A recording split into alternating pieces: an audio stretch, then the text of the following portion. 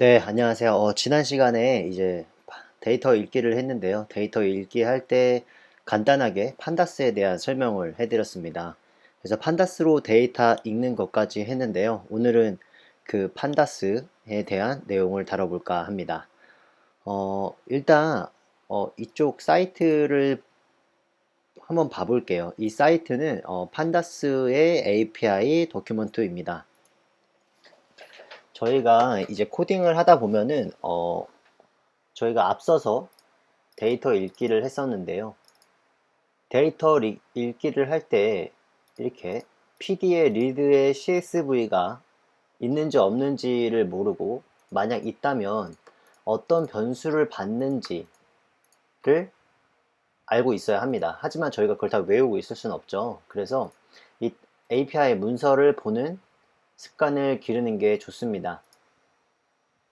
그래서 한 가지 예를 들어볼까 해요. 그래서 지난번에 이제 저희가 이 데이터 리스트를 만들었고, 이 데이터 리스트로 데이터 프레임이라는 걸 이용해서 최종적으로 데이터 프레임을 만들었어요. 근데 이 데이터 프레임에 어떤 값을 줘야지만 판다스의 데이터 프레임을 얻어올 수 있는지에 대한 설명은 제가 하지 않았습니다.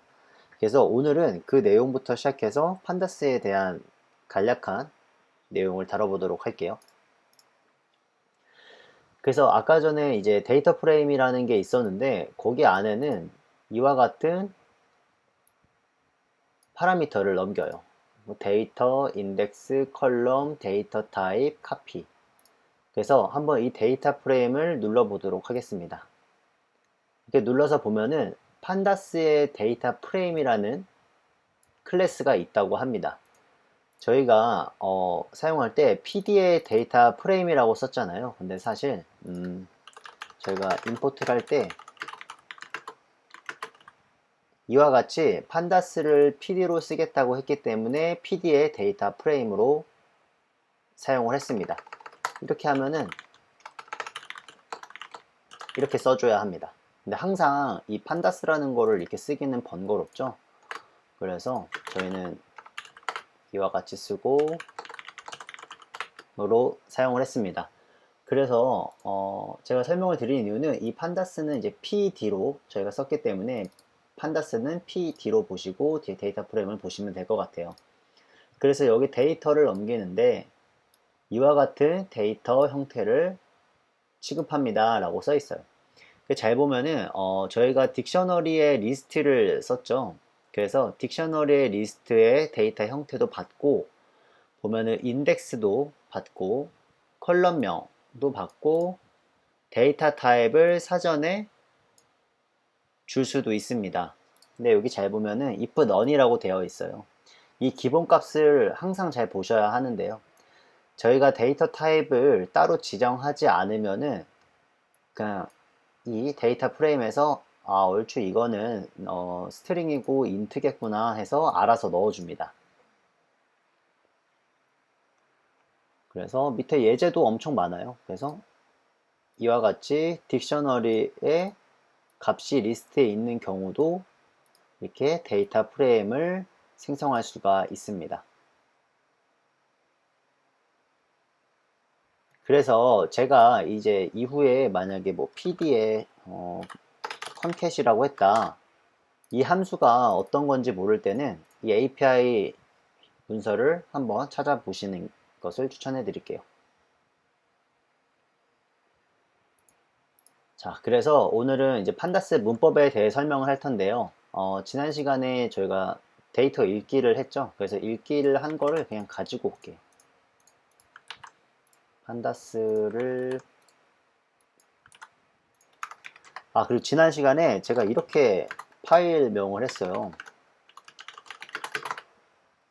근데 사실 이게 윈도우에서는 다른 값도 함께 넘어온다고 하더라고요. dir로 했을 때. 그래서 파이썬에서는 이렇게 하면은 파일의 목록을 이 패턴을 스트링 패턴을 이용해서 가져올 수가 있습니다. 동일한 거예요. 위에 거랑 동일한 거라서 이렇게 가지고 오겠습니다. 그럼 0번째를 가지고 오면은 이렇게 되겠죠. 그러면 저희가 지난 시간에 파일 네임을 넘겨서 구분자는 탭으로 해서 데이터 프레임을 가져오는 것까지 했어요.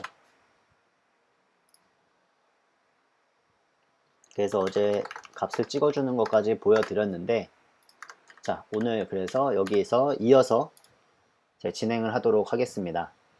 일단 이 데이터 프레임이라는 거는 행과 열로 이루어진 2차원 배열이라고 생각하시면 돼요. 그래서 여기가 하나의 행이고 여기가 하나의 열로 되어 있는 2차원 배열이다 라고 생각하시면 되고요. df에 values를 해서 가져오면은 이렇게 값을 2차원 행열로 가져올 수가 있습니다.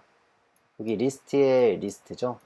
그래서 우리가 여러가지 값을 담을 때는 리스트를 쓰고 또 그 여러가지의 리스트를 담기 위해서 리스트의 리스트를 쓴 것을 볼 수가 있습니다. 이렇게 데이터를 가지고 오면은 가장 먼저 해야 할 것은 데이터의 타입을 확인해야 돼요.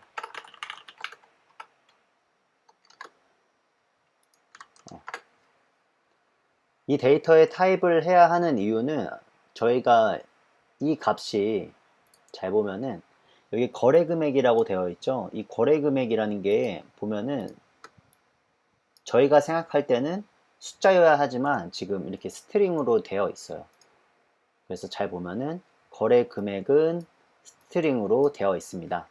여기서 오브젝트는 스트링을 의미하고요. 건축 연도는 int로 되어 있고 연도도 int로 되어 있는 것을 볼 수가 있습니다.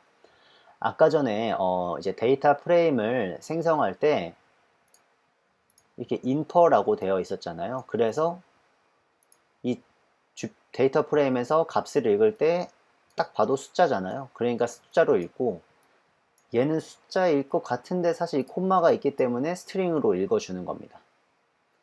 그래서 이후에 저희가 데이터를 뭐 차트를 그리던지 이 거래 금액의 평균을 구할 때 이 스트링의 형태를 연산을 해버리면은 이와 같은 문제가 발생해요. 저희가 맨 첫 번째 시간에 변수에 대해서 얘기했는데 a에다가 3을 넣고 b에다가 3을 넣었을 때 a 플러스 b는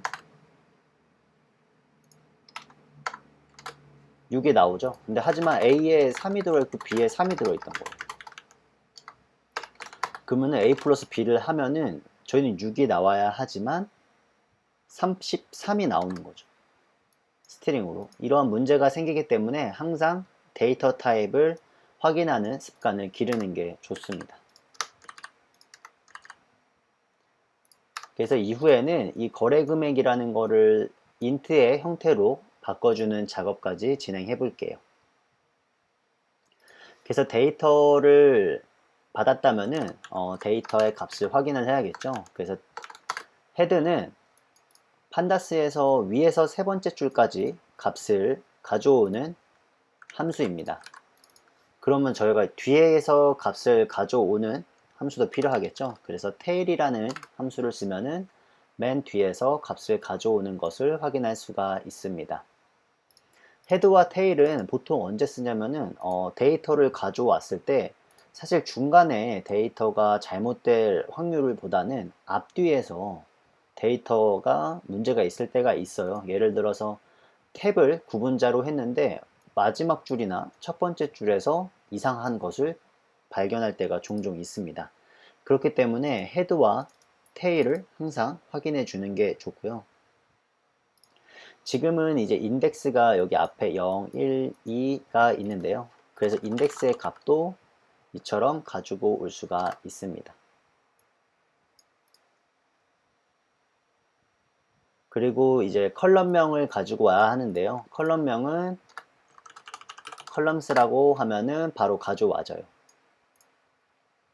그래서 이것도 사실 리스트랑 똑같아요. 컬럼명에 0번을 가지고 오세요 하라면은 저희가 첫 번째 컬럼명인 거래 금액을 가지고 올 수가 있습니다.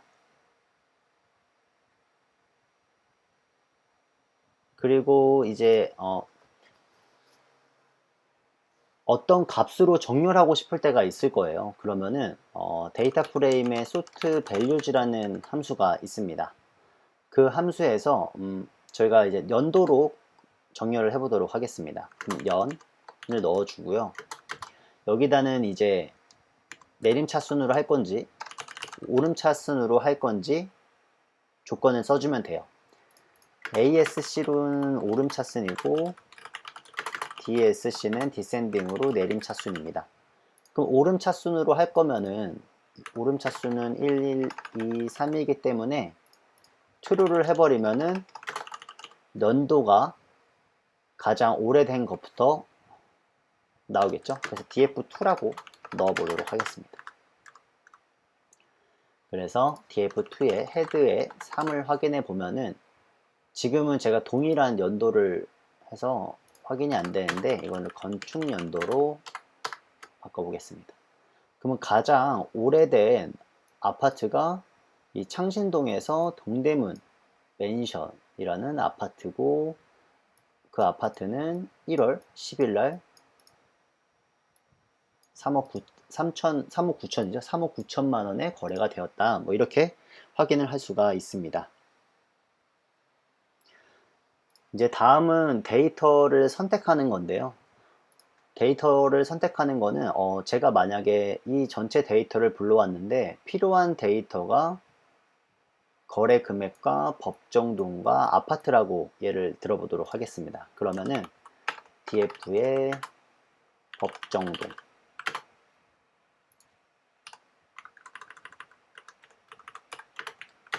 아파트 거래 금액 이렇게 선택이 가능합니다.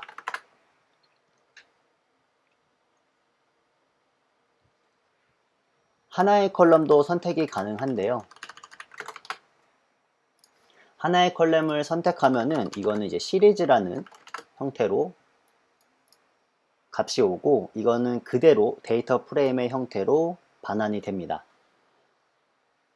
시리즈는 간단하게 말씀을 드리면은 그냥 1차원의 배열이에요. 그래서 1차원의 이 컬럼만을 가지고 오게 됩니다.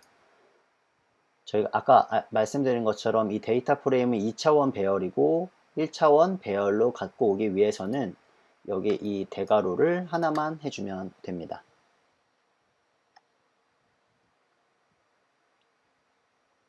그리고 이제 이 라벨로 가져오는 경우도 있는데요. 사실 이 라벨로 가져오는 경우가 그렇게 많지는 않아요. 왜냐면은 보통은 컬럼명으로 가져오고 이 인덱스는 뭐 예를 들면은 키가 될 수 있는 값을 넣기 때문에 그 인덱스를 접근하는 일은 그렇게 많지 않고 이 데이터 프레임의 컬럼을 가져오는 방법과 유사하게 가지고 올 수가 있습니다. 지금은 이 인덱스가 사실 의미가 없어요. 그냥 0번째, 첫 번째, 두 번째이기 때문에 의미가 없지만 그래도 예를 한번 들어보면은 dflog에 0번째를 가지고 오면은 이처럼 0번째 로우에 이 행의 값을 가져오는 것을 확인할 수가 있습니다. 그리고 인덱스로도 접근이 가능해요. 그러니까 지금은 이 인덱스라는 거는 요 값인데 이 로우의 번호로도 값을 가지고 올 수가 있습니다. ilog이라는 건데요. ilog에 뭐 3부터 5까지 가져와라 이러면은 세 번째 로우부터 네 번째까지 값을 가지고 옵니다. 여기 세 번째부터 네 번째. 이 log과 ilog이라는 게 헷갈려요. 근데 ilog은 줄로 생각하시고 이 log은 요 인덱스의 번호로 생각하시면 됩니다. 그래서 여기다 2를 쓰면은 이 사직동이 나와요. 이 2번이기 때문에. 근데 밑에서도 똑같이 나오겠죠. 이 번호가 지금은 의미가 없기 때문에. 이게 만약에 사직동이었다면은 여기다가 사직동이라고 입력을 해줘야 합니다. 그리고 이 ilog을 통해서 컬럼도 지정할 수가 있어요. 그래서 ilog에 3에서 5까지 그러니까 요 3과 4의 줄을 가지고 오고 건축연도부터 년까지 주세요 라고 하면은 이렇게 컬럼도 제가 원하는 형태로 가지고 올 수가 있습니다. 네, 일단 영상은 여기까지 할게요. 이제 데이터 확인하는 게 여기까지고요. 그 이후에는 데이터의 값을 바꾸거나 뭐 필터링하는 이제 문법에 대해서 소개를 해드리도록 하겠습니다. 데이터를 이리저리 볼 때 모든 게 다 필요하고요. 데이터를 한번 살펴보면서 아, 이럴 때는 이런 거래가 있었구나 한번 확인하면서 이번 영상을 봤으면 좋겠습니다. 네, 이번 영상도 완료해 주셨으면 댓글로 완료라고 써주시고요. 영상 봐주셔서 감사합니다. 네, 오늘도 고생하셨습니다.